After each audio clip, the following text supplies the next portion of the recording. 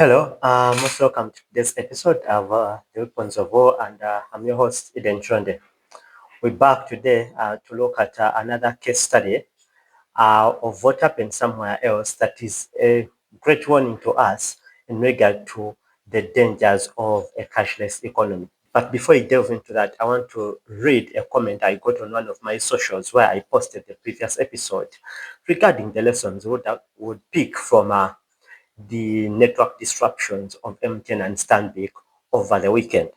So one person commented that I don't believe this country will ever be totally reliant on cashless. And that's a great comment.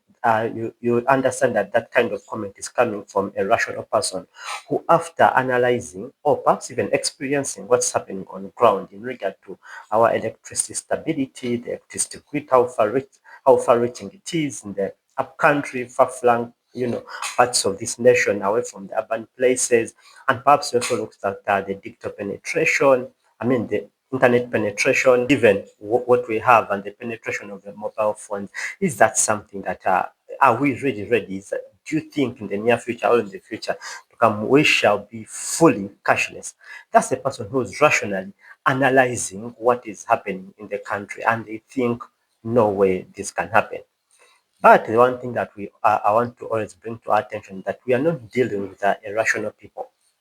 No, these people are not actually rational at all. If you think they wish us well, then they wouldn't be churning out these bad agendas all the time.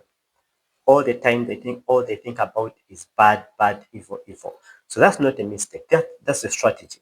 You'd have to ask yourself that if they are rational in thinking like you and me, would they unleash lockdowns on us stealthily? Just overnight, wherever you are, lockdowns were declared. They never gave us any, 2 weeks to prepare, to buy food, stock up. We are going to lock down the country for 2 weeks, though they later became even 2 years. No, they never gave us one money. Just overnight, the country is locked down. Now, whatever you have, wherever you are, you can't move your baggage. If you are sick, you didn't stock up on those medicines. You didn't have that final checkup with your doctor. What? No, everything's locked down. Children back home for 2 years, no school because you are fighting this flu virus. You are fighting COVID. You are fighting, and those are the people you are dealing with. So when we're talking about certain of these agendas, I see some people like this comment, the person who commented here, trying to get these agendas through their rational minds, and they see that they are impossible to implement. And that's very good that you are a good person, but we are dealing with evil people whose very end is to ensure that we are hurt, we are controlled, worse than prisoners today. But anyway, that was just to start off on a side note. Today, I also wanted to look at something that happened in Cuba on Monday, June 6th, 2026. This very week, while we are still waking up from, the teaser, the tester, the hiccup over the disruption in the MTN and Tanbi bank services. Then on Monday, I found that this headline of the Cuba National Electric Grid has collapsed, that it had collapsed. So I was shocked. For me, my first thing, because of what you had come through over the weekend on Sunday, my first instinct was, what would this mean in a cashless society? If the electricity grid collapsed overnight, you're there and the sofa and say it's for hours, what would happen? Because Cuban officials, reading from something I picked up off the internet, they said Cuban officials say the electric grid has collapsed, leaving around 10 million people of the island without power. An investigation is now underway to discover the cause of the blackout. So for me, these are things that get me wondering when I see some of the strategies that we're trying to roll out. There are always examples out there of what could go wrong, of what could be very bad, especially in regard to the cashless society that is being pursued by the Bank of Uganda. There is a lot of wrong that could go on, but they are selling this picture perfect, a world that we are getting into. And also, but that was for Cuba. But if you are wondering what would happen in a cashless society if the electricity grid collapsed, we shouldn't wonder anymore. We shouldn't leave it to our imaginations. Last year, April 28th, 2025, it actually happened in Europe, not in Cuba this time, in Europe, Spain and Portugal. This headline I picked off The Guardian. Tens of millions across Spain and Portugal hit by huge power outage. The story, just a snippet. Tens of millions of people across Spain and Portugal have been plunged into a huge power blackout, blamed by the Portuguese operator on extreme temperature variations, leaving them without trains, metro, traffic lights, ATMs, phone connections, and internet access. People are trapped in lifts, stuck on trains, stored in traffic, and abandoned in airports. Hundreds stumbled along at pitch black metro tunnels using their phone torches. Others, this is the main point for me, others scrambled for basics in supermarkets that could only take cash. Supermarkets could only take cash, and people are scrambling for the basics. Now, those who never had cash, what was their fate? Or began long trudges home from work. And now that's what for me, I usually look at. If this happened in Uganda, what would be the far-reaching implications? This was Spain and Portugal. If I told you so, Cuba is a third world country, has been slapped with a lot of sanctions. Perhaps some of the power grids and the effect they are suffering right now are down to the sanctions that have been slapped on them. Now we are talking Spain and Portugal. They suffered this outage. This is last year. We are not talking about 1900. This is last year. And the effects that they suffered were immense. I will leave you this about 1 minute clip for you to just have a snippet of what a cashless society means or turns into when the electric grid is down. Imagine if the power cuts out in this digital wonderland. It happened in Europe and the fallout was apocalyptic. Now let's see what a real blackout does to a cashless society. Just a few months ago, a massive blackout in Spain and Portugal turned modern life into a Stone Age farce. Tens of millions of people went dark. Roughly 31 gigawatts dropped. That is about 60% of Spain's grid. Over 55 million people went dark for 10 hours, some longer.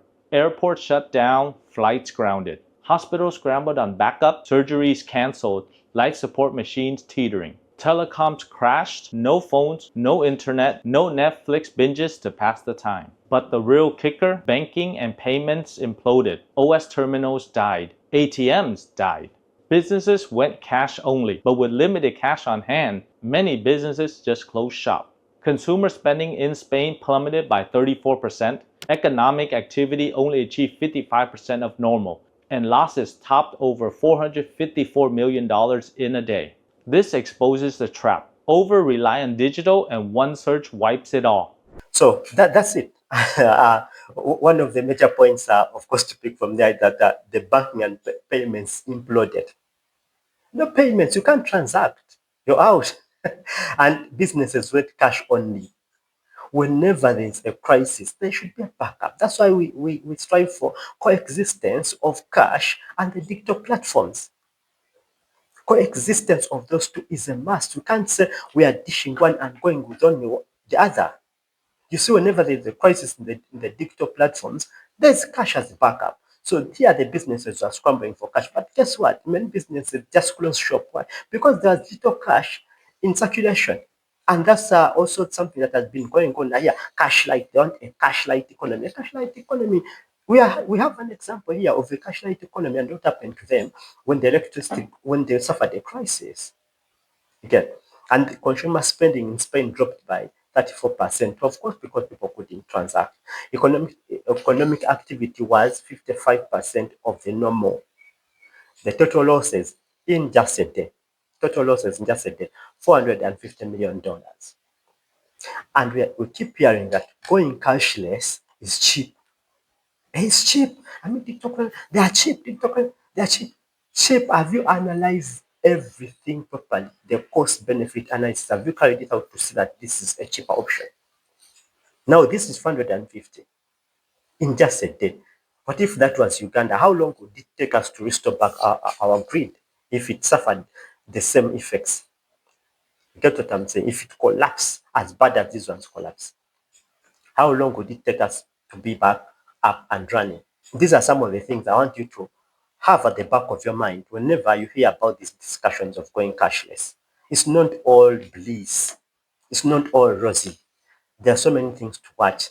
And yet, while I bring these things of electric grid, collapses and all, the biggest evil, as I always say and always think, is that at the end of the day, when we are all channeled into the central bank digital currencies and all the other digital options have been collapsed, that money will be programmable.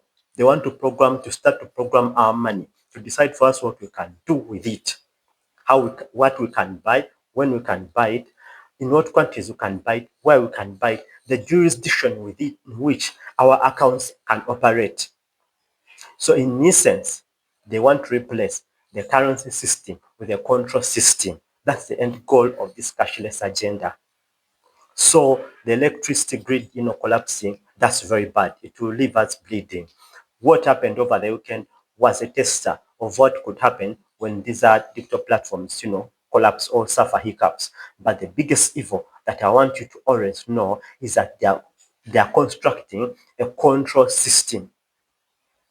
And that's what we should fight, and that's where we should focus. That no matter the lies, no matter the sweeteners they bring up, now with the electricity, they can say they have the backup of the backup that backs up the backup, that once we shall not be able to suffer such effects. They can tell us a good story, but the end of this matter is single, is to control us, to be able to monitor and surveil how we transact, what you transact when you bought a shirt, when you went out, when you bought fish, and then after all the monitoring, they start to control you that, hey, we have a climate change here to fight, therefore you can only afford 10 liters of fuel per month.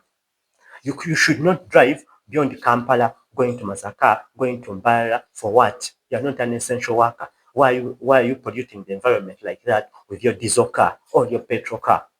And the moment you abuse or resist, the punishment is simple. They lock you out of your central bank digital currency account. Because at the time is coming where all these mobile money networks will be collapsed, and we shall all be on that one account, which again the infrastructure of which BO is already working on. I've spoken over and over. They carried out research in 2024, discussed it much of the time in 2025. They brought up the report that, we are ready to go into the pilot phase so that the Bank of Uganda also becomes a major player in this digital space. When they become major players in this digital space, they'll start to lure us and seduce us into the central bank digital currency, coerce and also seduce, carrot and a stick, to get us all to have a central bank digital currency. And when many of us have gotten in there, what will happen? The control system will begin. The gates will be closed on us. And that's the end goal of it. But you can also look at the other results. That's the electricity grid collapsing. What would you do in a cashless society? If it takes a day, 2, 3, what then happens? Can you transact without cash? We shouldn't be looking for solutions for Mars. The answer is simple. The two can coexist. Cash and the digital platforms as they are today. None of them is evil. It's how we use them that could be evil, but none of them is evil. So none should be demonized over the other. A choice is the bedrock of a free society.